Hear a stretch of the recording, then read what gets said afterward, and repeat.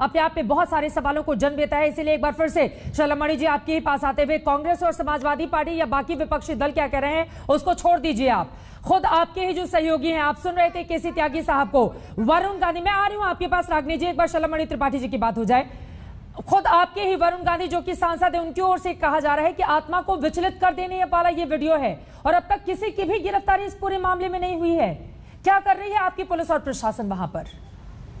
नहीं, पुलिस अपना काम कर रही है, प्रशासन अपना काम कर रहा है और इसमें किसी को बहुत ज्यादा सशंकित होने की आवश्यकता नहीं है, क्योंकि निश्चित तौर पर मुख्यमंत्री जी ने कहा है और पूर्व में भी आपने देखा है, हम कोई किसी के साथ पक्षपात नहीं करने जा रहे हैं। बहुत स्पष्ट शब्दों में मैं दोबारा ये कह रहा हूं ये बात कि जो भी दोषी होगा उसको सजा भुगतनी पड़ेगी, जो भी इसमें शामिल होगा, जिसने भी इस घटना में अपनी भूमिका निभाई होगी उसको निश्चित तौर पर कानून का सामना करना पड़ेगा। लेकिन हाँ, जो लोग गिद्ध राजनीति करने आ रहे हैं उनको भी देश देख रहा है कि कैसे एक अपॉर्चुनिटी देखकर यहाँ पर राजनीति करने लोग चले आए। प्रियंका वाड्रा छत्तीसगढ़ क्यों नहीं गई, जहां पर आदिवासियों को मार दिया गया, और हमारे केसी त्यागी साहब को क्यों नहीं अंग्रेजों का शासन छत्तीसगढ़ में याद आया?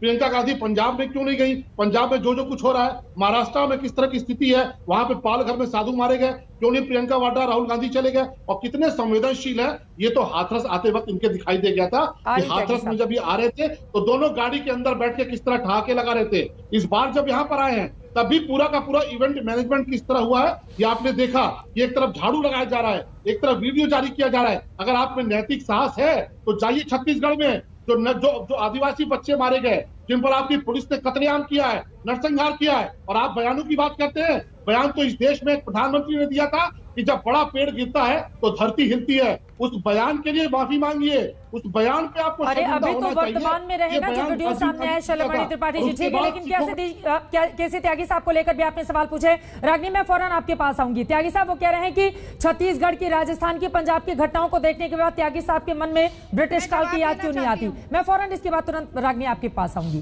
त्यागी साहब, यूपी को देखकर ही आपको क्यों याद आती है ब्रिटिश काल की? त्रिपाठी जी, मैं आपकी जानकारी बढ़ाना चाहता हूं। मैं कांग्रेस पार्टी के शासन काल में 19 महीने जेल रहा हूं।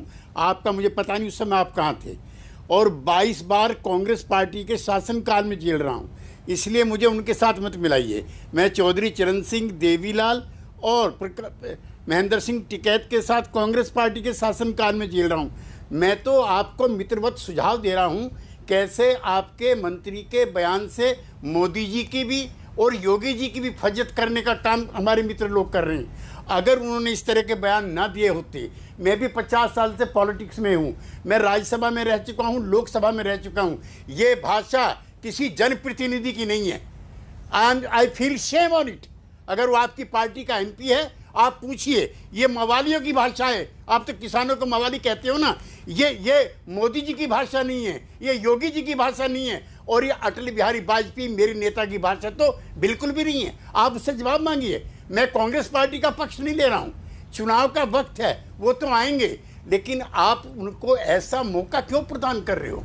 किसान आंदोलन चल रहा है, आपकी असहमति हो सकती है, लेकिन किसान जुल्म में है, जाति में है, शोषण में है। 27 रुपये रोज उसको मिलता है, 27 रुपये रोज, और एक फोर्थ क्लास एम्प्लॉय को उससे ज़्यादा मिलता है। इसीलिए किसानों की जो दुर्दशा है, जो उनकी परिस्थितियां हैं, जो उनकी हालत खराब है, उस पर अगर कोई बोलता है तो आपको बुरा नहीं लगना चाहिए। मैं तो आपको भी मित्रवत कहा मैंने, और मैं फिर कहना चाहता हूँ, उसने योगी जी के लिए भी, मोदी जी के लिए भी, और चुनाव के वक्त बीजेपी के लिए भी परेशानियां पैदा की। अपने ही लोगों से क्या फजीहत रही है पार्टी की? शलमणि जी इस पर बोलेगा, लेकिन एक बार जरा वो वीडियो दिखा देते हैं, और ये महत्वपूर्ण सवाल केसी त्यागी की ओर से खड़े किए गए हैं, इस पर आप आएगा, लेकिन जरा वो दोनों वीडियो जो सामने आए हैं आप देखिए, किस तरह से एक तेज रफ्तार थार आती है गाड़ी और उसके बाद कुचलते हुए आगे निकल जाती है।